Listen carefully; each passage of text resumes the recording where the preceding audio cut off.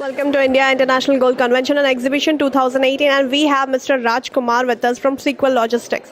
And let's see what he has got this time for IIGC. Sir, tell me. Hi, morning, and great to be here in IIGC in Cochin this year as well. So we've been a regular participant and a sponsor over the years. So we've built a lot of relationship, friends as well as business. And the show, the convention is sort of growing in strength to strength, every year. So we wish the organizers the very best and hope this continues over the years as well. So we have got another question that the IIOG, the Niti Aayog, which is the current topic right now, which is going on in IIGC. So the IIOG has recommended a set of policies which is needed to be deliberated upon the courtier agencies to enable the supply chain in gold jewelry exports and also to assist the penetration of GMS. What is your understanding on this? Yeah, so as of now, there is no overriding policy in terms of a comprehensive gold policy for this particular industry, especially for the logistics side, in terms of clear guidelines and infrastructure requirements, as well as any kind of a regulatory and licensing. So we come under multiple regulatory bodies, and hence there is no single body which actually sort of governs the entire industry and the supply chain of gold. So what I think this particular initiative would bring about is a comprehensive framework to understand what the requirements are, what should be the guidelines, how the logistics and supply chain would need to also work in terms of securing the material, in terms of insurances, in terms of any other regulatory documentation that is required during transit, during storage, and that would bring a lot more clarity in terms of what we are doing. So we are extremely positive and looking forward to such a comprehensive policy.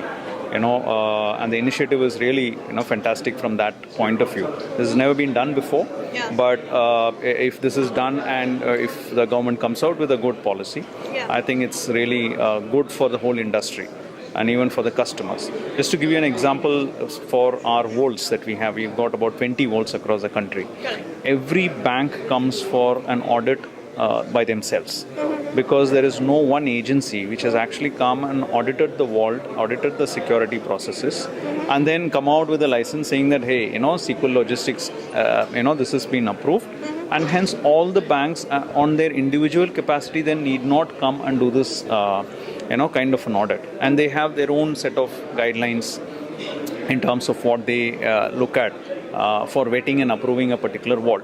So such kind of a policy and guidelines will then set a sort of a standardized benchmark, which then international suppliers, banks, even domestic suppliers can then use that guideline and then say that, okay, so if this company has got a license from the regulatory authority, it means that it meets all of these basic requirements and the framework set by the government. And it can also be audited on a regular basis. And once if a particular facility does not fall under the minimum requirement, then it sort of is not given that license. So that would also keep the players also on their tips in terms of making sure that they are constantly upgrading and making sure that the process is secure. So that's broadly what it is. We are looking forward to such a comprehensive framework coming into play for our industry as well. So are you looking something about the tax reforms, which is they have recommended about the tax reforms, the Niti Aayog? So you would like to say something about it? Tax reforms not really in terms of on the supply chain and logistics side. I mean, that's more in terms of the manufacturers and the traders and all of that. Correct. So as far as we are concerned, as long as there is clarity in terms of the documentation to be moved, ease of transporting across the country, and traceability and transparency in terms of what we move, for the regulatory authorities, for them to be able to trace back, any movement, any sale. And if there are proper checks and balances built around it, I think that's what is important, and that's what should be there, and that's what we are looking forward as well. So how is your experience going on with IIGC, and what do you expect for the next year? No, fantastic. I mean, nothing to complain about Kerala. Great location. And, business is, of course, from the jewelry side in India, it's doing very well. Yeah. On the bullion side, yes, it's been a little patchy last year.